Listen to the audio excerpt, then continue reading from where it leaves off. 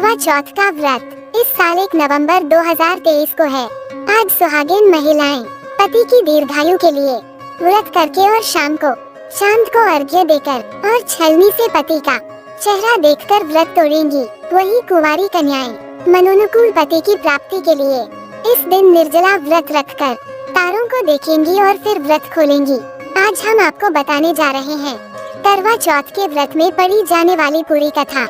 दोस्तों, अगर आप इस चैनल पर नए हैं तो वीडियो को लाइक और सब्सक्राइब कर लीजिए। करवा चौथ व्रत की पहली कथा। करवा चौथ की कहानी है कि देवी करवा अपने पति के साथ तुंगभद्रा नदी के पास रहती थी।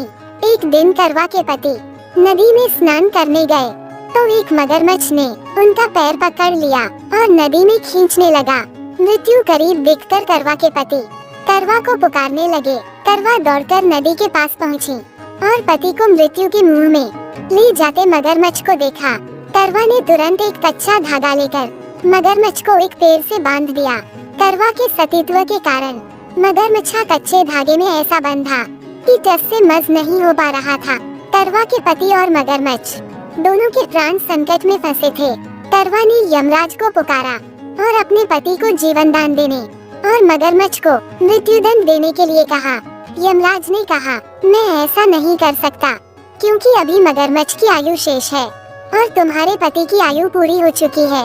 क्रोधित होकर करवा ने यमराज से कहा, अगर आपने ऐसा नहीं किया तो मैं आपको शाप दे दूंगी। सती के शाप से भयभीत होकर यमराज ने तुरंत मगरमच्छ को यमलोक भेज दिया और करवा के पति को जीवन दान दिया।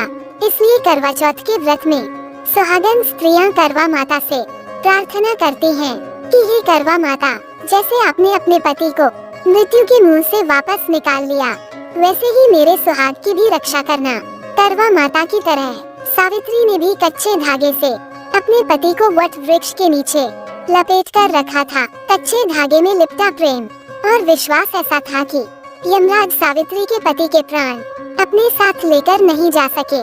सावित्री के पति के प्राण को यमराज को लौटाना पड़ा और सावित्री को वरदान देना पड़ा कि उनका सुहाग हमेशा बना रहेगा और लंबे समय तक दोनों साथ रहेंगे। करवा चौथ व्रत की दूसरी कथा।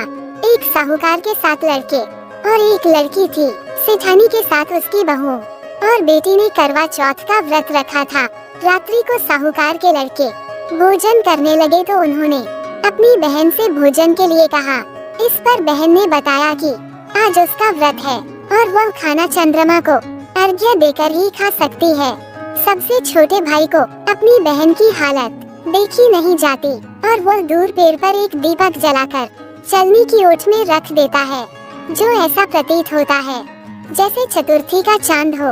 उसे देखकर वह उसे अर्घ्य देकर खाना खाने बैठ जाती है। जैसे ही वह पहला टुकड़ा मुंह में डालती है, उसे छींक आ जाती है।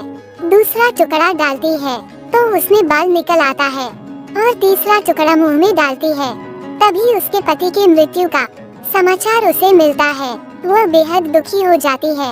उसकी भाभी सच्चाई बताती है कि उसके साथ ऐसा क्यों हुआ। व्रत गलत तरीके से टूटने के कारण देवता उससे नाराज हो गए हैं।